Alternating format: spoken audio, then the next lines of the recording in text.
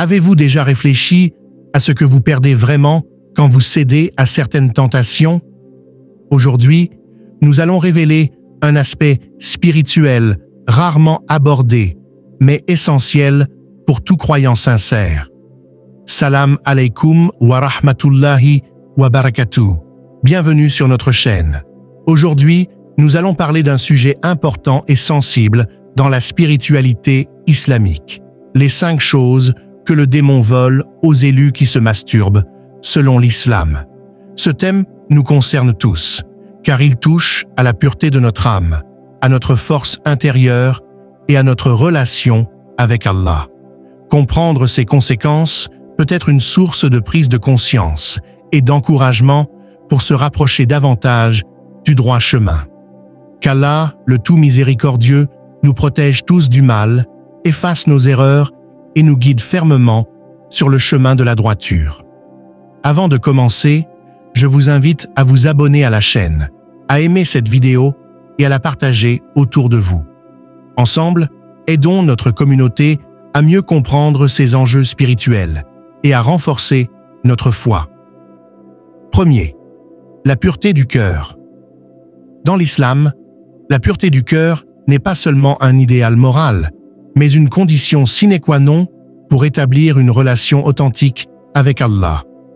Le prophète Mohammed, paix et bénédiction sur lui, a dit « Certes, dans le corps, il y a un morceau de chair qui, s'il est sain, tout le corps sera sain, et s'il est corrompu, tout le corps sera corrompu. C'est le cœur. » Sahih al-Bukhari. Le cœur pur est donc le siège de la foi, de la sincérité et de l'amour divin. Il est le miroir dans lequel Allah se reflète, ce qui permet aux croyants d'être en paix, droit et lumineux intérieurement.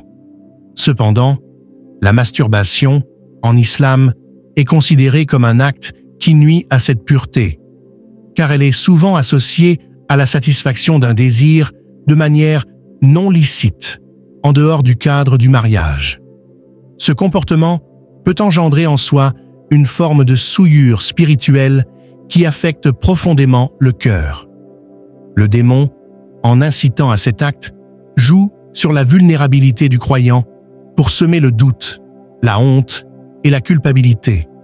Ces sentiments deviennent comme un voile qui obscurcit la lumière du cœur, l'éloignant de la sincérité dans la prière, du repentir véritable et de l'humilité devant Allah. Ainsi, le démon vole non seulement la pureté du cœur, mais aussi la capacité du croyant à se tourner pleinement vers Allah, à lui demander pardon avec confiance et à ressentir la proximité divine. Sans cette pureté, les actes d'adoration risquent de devenir mécaniques, dépourvus de la profondeur spirituelle nécessaire à l'élévation de l'âme. 2. La paix intérieure. La paix intérieure, appelée en arabe sakina, est une bénédiction divine qui apaise le cœur du croyant, même face aux épreuves les plus dures. Allah dit dans le Coran, c'est lui qui fait descendre la sakina dans les cœurs des croyants, afin qu'ils accroissent leur foi. Sourate Al-Fat. Cette paix est le fruit d'une âme en harmonie avec la volonté divine, d'un esprit débarrassé des tourments et des distractions liées aux passions incontrôlées. Elle permet aux croyants d'être constants dans ses prières, sereins dans ses choix et confiants en la miséricorde d'Allah.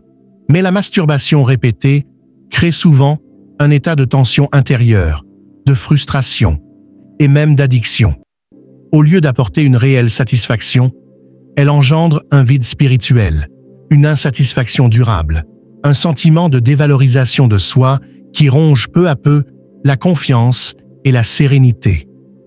Le démon exploite ce cercle vicieux pour éloigner le croyant de cette sakina, en amplifiant les pensées négatives et en brisant l'équilibre psychique. Le cœur devient agité, le sommeil perturbé, la concentration diminuée et la motivation à accomplir les actes d'adoration faiblit. Sans cette paix intérieure, le lien avec Allah se fragilise et le croyant s'enfonce dans une spirale où le remords et la faiblesse spirituelle prennent le dessus, rendant la purification et le retour vers la foi plus difficiles. Ainsi, le démon vole cette paix précieuse, alors qu'elle est une source de force, de patience et d'endurance dans le cheminement spirituel.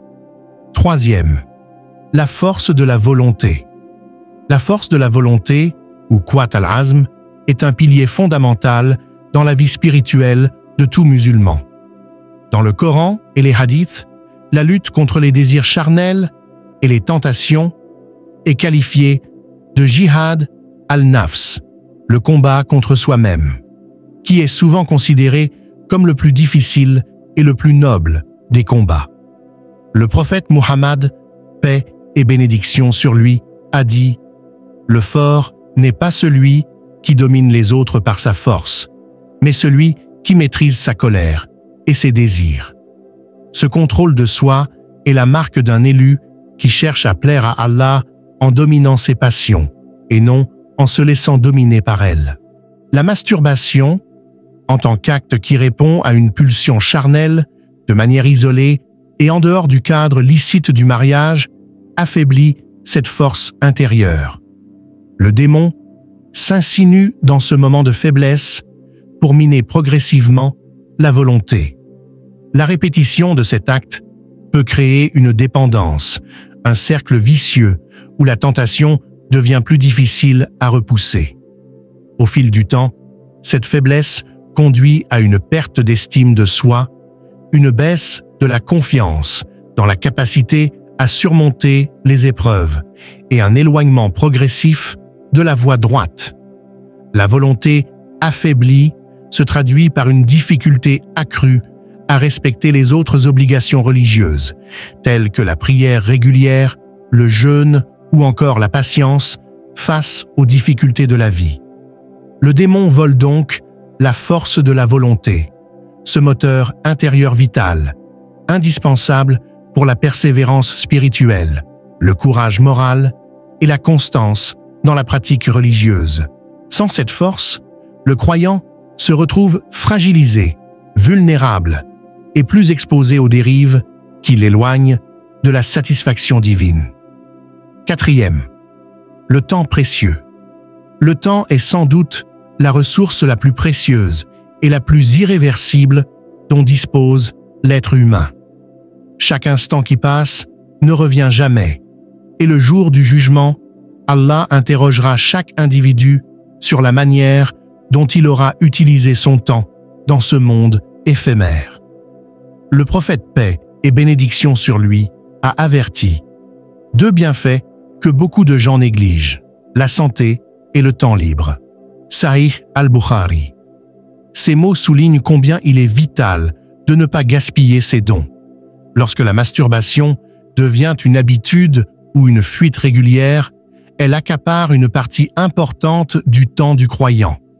Ce temps consacré à satisfaire des désirs charnels de manière solitaire, parfois accompagné de contenus inappropriés ou de pensées nuisibles, est un temps ôté à des activités beaucoup plus nobles et fructueuses. Le temps perdu à céder à cette tentation est un temps volé à la prière, à la lecture et à la méditation du Coran, aux invocations, à l'apprentissage de la religion, ou encore aux œuvres de bienfaisance et aux relations familiales. Ce sont autant d'occasions manquées de renforcer la foi, d'élever l'âme et d'accumuler des bonnes actions qui éclaireront la tombe et le jour du jugement. Par ailleurs, le temps perdu dans la masturbation peut aussi affecter la productivité, la concentration et l'énergie vitale du croyant, ce qui impacte négativement sa capacité à contribuer positivement à sa famille, sa communauté et sa société. Le démon, en volant ce temps précieux, prive le croyant de la possibilité d'exploiter pleinement sa vie au service d'Allah et d'atteindre le succès ultime dans l'au-delà. Protéger son temps, c'est donc protéger son avenir éternel. La récompense divine. Dans la tradition islamique, la récompense divine Thawab représente bien plus qu'une simple gratification. C'est la reconnaissance d'Allah envers ses serviteurs qui s'efforcent sincèrement de respecter ses commandements et de vivre selon sa volonté. Cette récompense transcende la vie terrestre, s'étendant à la félicité éternelle dans l'au-delà, où la véritable satisfaction de l'âme se trouve. La maîtrise de soi, notamment dans le domaine des désirs sexuels, est une épreuve majeure que chaque croyant est appelé à surmonter. En ce sens, la chasteté n'est pas seulement un interdit, mais un acte d'adoration et de dévotion profonde. Elle symbolise la capacité du croyant à renoncer à l'immédiateté des plaisirs mondains pour privilégier un bien supérieur, celui de la proximité d'Allah et de sa satisfaction. Le prophète Mohammed, paix et bénédiction sur lui, a souligné l'importance de la chasteté en déclarant « La chasteté est une part importante de la foi ». Sunan ibn Majah. Cette déclaration met en lumière que préserver sa pureté n'est pas une simple discipline morale, mais un élément constitutif de la foi elle-même. Chaque instant passé à résister à la tentation, chaque effort pour canaliser ses désirs dans les limites licites est un acte d'obéissance qui multiplie la récompense divine. Allah, dans sa miséricorde infinie, promet de récompenser largement celui qui lutte contre ses propres passions dans le but de lui plaire, même si cette lutte est difficile et ponctuée de faiblesses humaines. En revanche, lorsqu'un croyant cède régulièrement à la masturbation, il perd progressivement cette chance précieuse.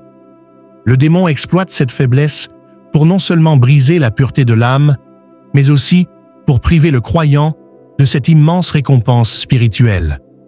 Ce qu'il obtient en retour est une satisfaction temporaire, souvent suivie par un sentiment de vide, de culpabilité et d'éloignement d'Allah. Ce que le démon vole alors, c'est bien plus qu'un simple plaisir illusoire.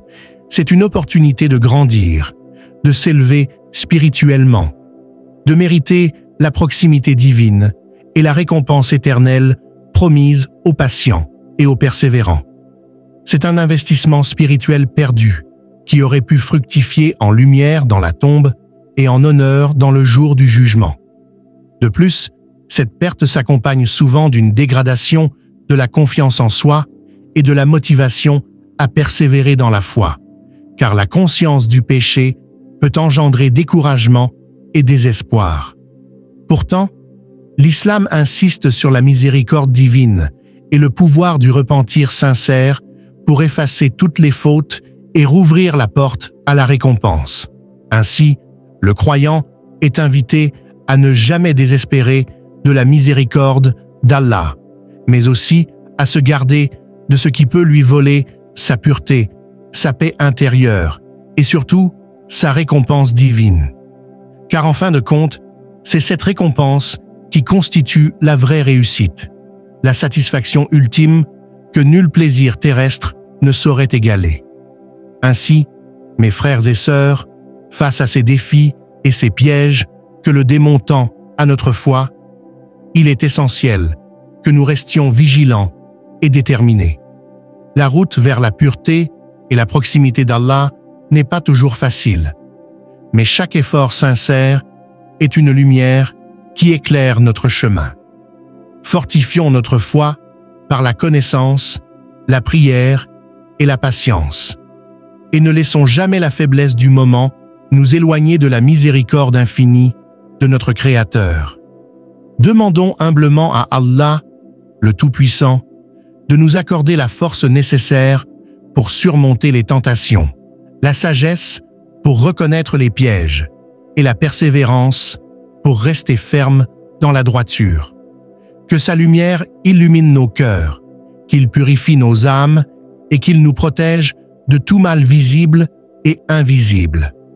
N'hésitez pas à partager cette vidéo autour de vous, afin que d'autres musulmans puissent bénéficier de ce rappel essentiel. Laissez vos commentaires, vos questions et vos témoignages, car c'est ensemble, dans l'échange et la solidarité, que notre foi grandit et se fortifie. Prions Ô Allah, guide-nous sur le droit chemin. Protège-nous des tentations qui éloignent de toi. Renforce notre volonté et purifie nos cœurs. Accorde-nous la patience dans l'épreuve et le succès dans l'obéissance. Ô miséricordieux, pardonne nos erreurs et fais de nous des serviteurs constants et sincères. Qu'Allah nous guide tous, qu'il nous protège du mal et qu'il fasse de nous des élus qui se rapprochent de lui chaque jour davantage. Salam alaykoum wa rahmatullahi wa barakatuh.